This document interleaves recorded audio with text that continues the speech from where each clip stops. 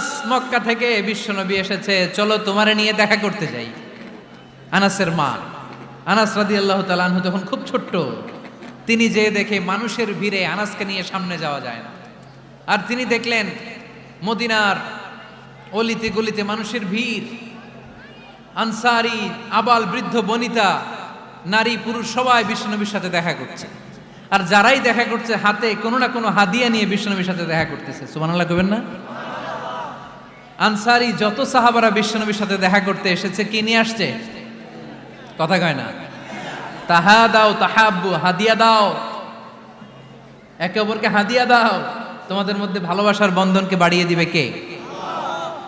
আনাসের মা বললেন, আমি মানুষ ধাক্কাতে ধাক্কাতে বিশ্বনবীর সামনে পর্যন্ত গেলাম, যে দেখি সবাই বিশ্বনবীর হাদিয়া দেয়। আমি বিশ্বনবীর সামনে যে কাঁদো কাঁদো স্বরে বললাম, ইয়া রাসূলুল্লাহ ইয়া হাবিবাল্লাহ, লাম ইউবকি রাজুলুন ওয়ালা ইমরাআতুন মিনাল আনসার ইল্লা ক্বাদ আতহাফাকা বিতুহফা।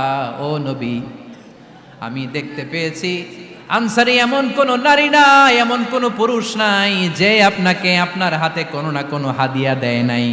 ওয়া ইন্নী লা আকদিরু আলা যালিকা মা উতহিফুকা বি। কিন্তু ইয়া রাসূলুল্লাহ ইয়া হাবিবাল্লাহ, আমার কাছে তো কোনো টাকা নাই, আমার কাছে কোনো পয়সা নাই, আমার ঘরে এমন কোনো জিনিস নাই যেই জিনিসটা আমি আপনারে হাদিয়া দেব ইল্লা ইবনি হাদা, আমার এই নাড় ছেঁড়া ধন কলিজার টুকরা সন্তান আনাস ছাড়া। ও আখিরি জামানার পয়গম্বর, আমি আমার কলিজার টুকরা আনাসকে আপনারে হাদিয়া দিয়ে দিলাম। ইয়া রাসূলুল্লাহ, মদিনার আনসারী এমন কোন নারী পুরুষ কেউ তো বাকি নাই যে আপনাকে হাদিয়া দেয় নাই, সবাই তো হাদিয়া দিল, কিন্তু আমি তো হাদিয়া দেওয়ার মতো আমার কাছে কিছু নাই। আপনারা কি হাদিস থেকে নেয়া এই গল্পটা বুঝতে পেরেছেন? কথাটা শুনতেছিলেন? আনাস রাদিয়াল্লাহু তাআলা আনহুর মা বললেন, ইয়া রাসূলুল্লাহ, আনসারী এমন কোন নারী নাই, এমন কোন পুরুষ নাই যে আপনারা হাদিয়া দেয় নাই, কিন্তু আমার তো হাদিয়া দেওয়ার মতো কিছু নাই আমার এই কলিজার টুকরা আনাস ছাড়া। কি আর আমি করব, আমার কলিজার টুকরা আনাসকে আমি আপনার দরবারে হাদিয়া দিয়ে দিলাম। ইয়া রাসূলুল্লাহ, আমার ছেলেটারই আপনারা হাদিয়া দিলাম।